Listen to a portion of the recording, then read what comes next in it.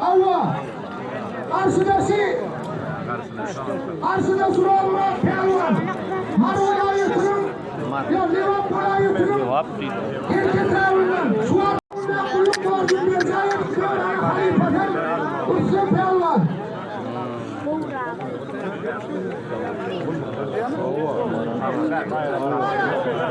Kırışıdan kırılmışık sahil fitne anlamamıştır diye oğlum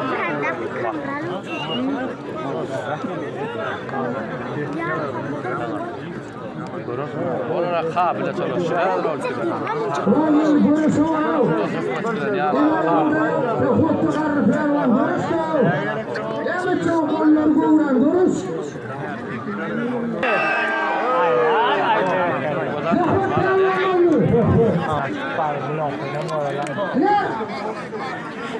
Pelvanları yine de tavsiyeler.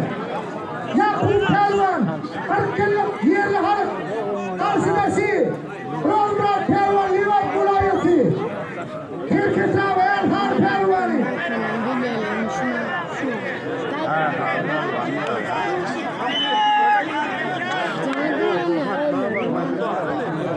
Bayrak Pelvan, Sırtofar Pelvan. Koyun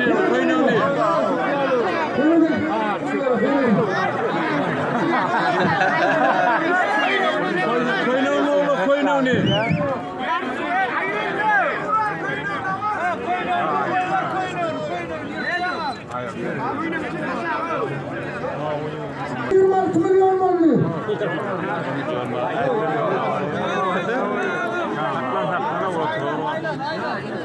Pelvanların hem pırtın olay vermeli o zaman koyarlı. Hem içinin burada kiyim olsa iyili böyle olay vermeli. Pelvanlar hem de bunun protesti 40 yıllık olmalı diyenli o adamı. 26 milyon bayrakları var pelvanlar. Bizden 40 yıllık olurlar. Hem burada o.